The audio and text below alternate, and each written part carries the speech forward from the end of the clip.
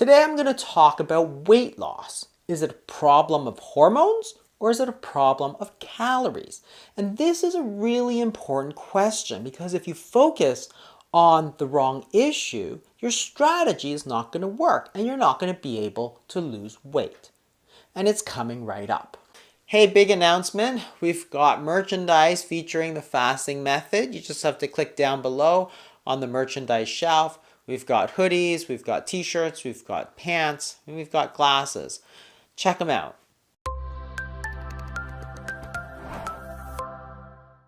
How does the body gain body fat? It's a good question, and it's not one that we often think about because we think we already know the answer. It's just about calories, isn't it?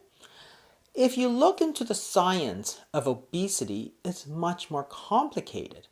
And there's in fact two competing theories that have been around for over 100 years. In the New England Journal of Medicine in 1953, Dr. Pennington had already identified that there's two distinct lines, that of intermediary metabolism and that of energy exchange.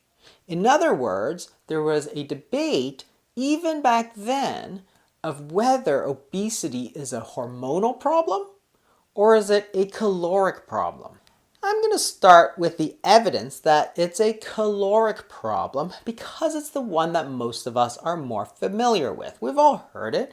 Body fat is simply calories in minus calories out. And you can look at studies such as this one, which was from the Washington Post, which shows that over the past 40-50 years, we've eaten more calories from 2027 to 2507, and that's coincided with an increase in obesity, even as the percentage of carbohydrates and fats in the diets have remained relatively stable. And this is certainly true. It, however, does not mean that simply cutting your calories is going to lead to weight loss. For that, we use the randomized controlled trial. We take two groups of people, we give them different interventions and see if they can lose weight. The biggest of these studies was the Women's Health Initiative, which took almost 50,000 women and randomized them to a low-fat, calorie-restricted diet compared to their standard diet. And what you can see is that over 8 years, these women did in fact reduce the number of calories that they consumed, as well as increase the amount of exercise by about 10%, as measured by METs, which are metabolic equivalents. However, this did not translate into meaningful weight differences. The weight difference between the two groups were in fact less than a kilogram over 8 years. It was hardly the only study to show the lack of efficacy of restricting calories alone.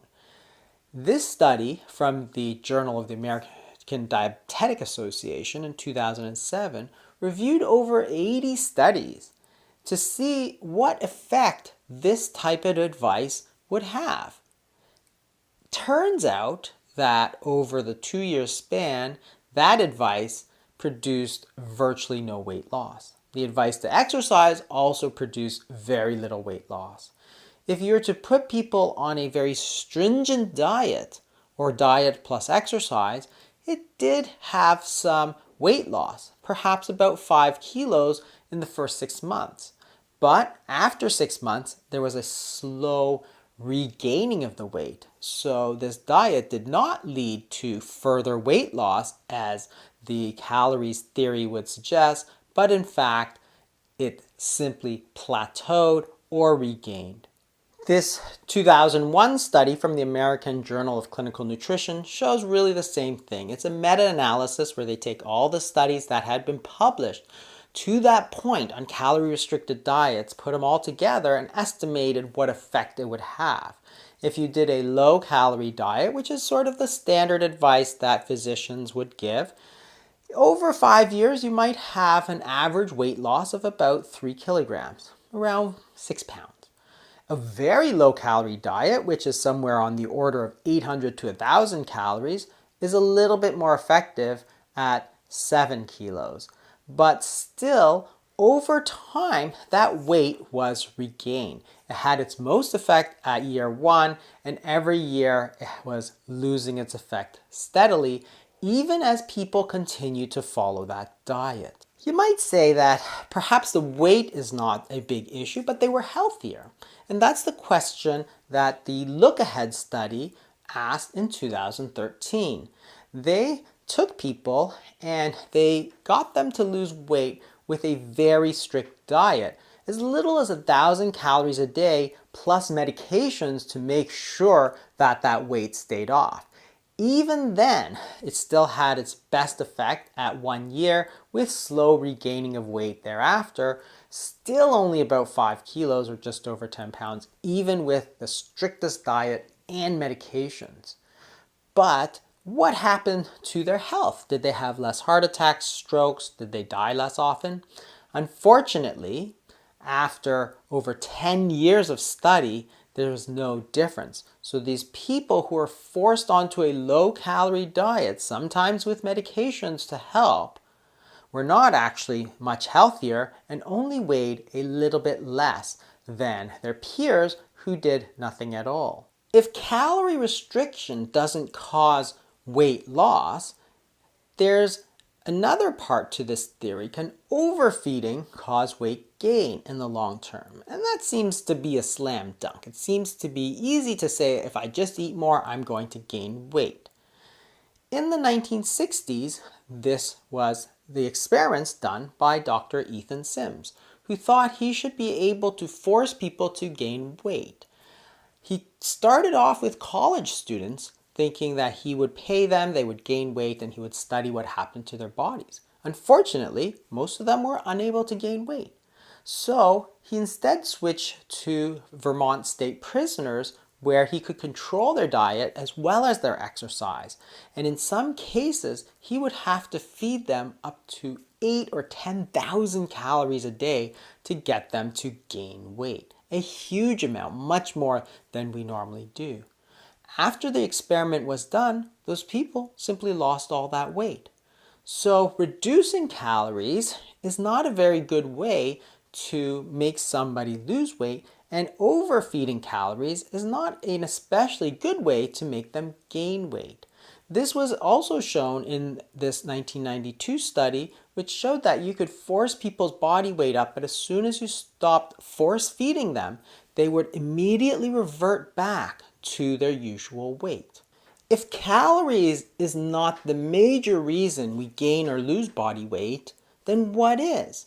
The other major theory is that it's controlled by hormones.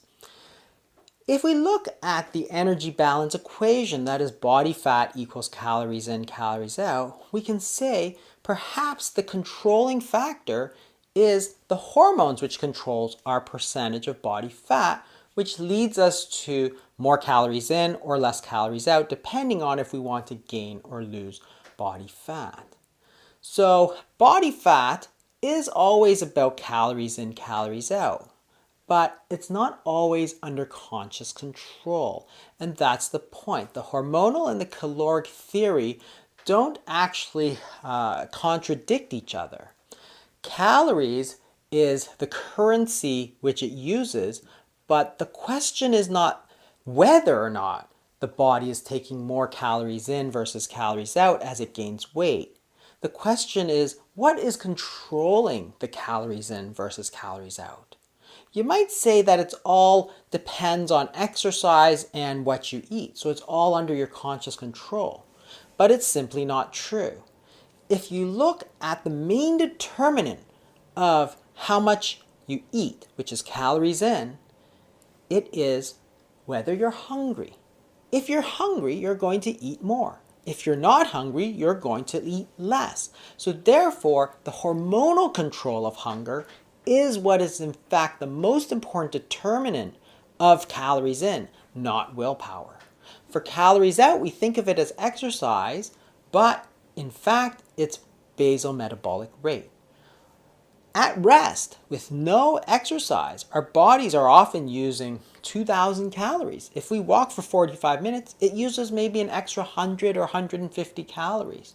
So the major reason that people use up calories, and this is not just for the muscles, but also for the heart, the lungs, the liver, is not exercise, but metabolic rate, which is controlled by hormones. So calories in, calories out is determined by hunger and basal metabolic rate, neither of which is under your control. You can't decide to be less hungry. You can't decide to burn more calories through your metabolic rate. Those are controlled by hormones. The hormonal theory supersedes the caloric theory because the hormones are what determines the calories. Body fat equals calories in, calories out is very simplistic thinking. What you have to do is go beyond that and say, why? Why are we eating more calories? If you go back to this initial study where you see that Americans are eating almost 20% more calories, the question is not whether they're eating more calories. The question is why they're eating more calories. And it's the hormones that have made that determination. And how do you control those hormones? It's the foods that we eat and how often we eat them. Certain foods are going to stimulate certain hormones.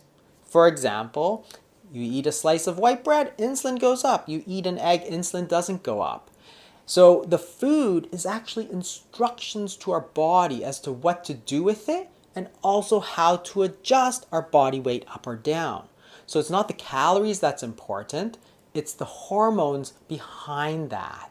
If you eat 100 calories of cookies versus 100 calories of broccoli, the hormonal response in our bodies are completely different. So the fattening effect is completely different.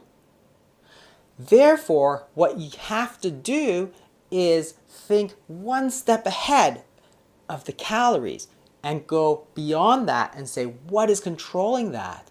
And by doing that, you'll be much more successful in trying to lose weight. Thanks for watching.